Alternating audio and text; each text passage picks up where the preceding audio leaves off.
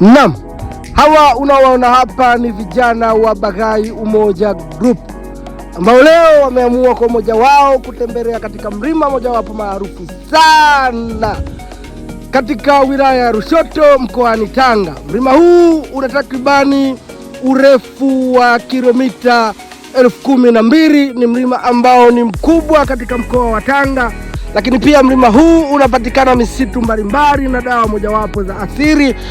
Na nikiongea na mzee wangu hapa au mtu maarufu katika kijiji hiki ama wilaya hii ya Lushoto, atuelezeni aina gani ya dawa na zinatibu magonjwa gani katika mlima huu. Naam, karibu mzee wangu. Asante. Kwa jina anaitwa Shabani Mtoto, napatikana Vuga hii na tukiwa katika mlima wetu hapa kwa Mongo. Nimekuja hapa leo kutembelea mlima huu, lakini nimekuja hapa nikajitafutia na asili yangu ya dawa ambazo unazojua zinazotibu. Ndio. Kwa hiyo dawa zenyewe ndio hizi hapa. Hizi dawa sio kwamba zinaua, haziui.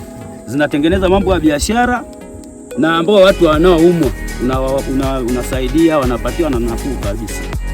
Naam, kwa mfano hii dawa kama hii inatibu ugonjwa gani? Hii dawa kama hii hapa ni mtu ambaye amekuja ukamsaidia, ambaye amekuja na maradhi ambayo ameonelewa. Kwa hiyo dawa hii ndio inamsaidia yule mtu, anapata nafuu. Naam. Asante sana ndugu yangu. Naam.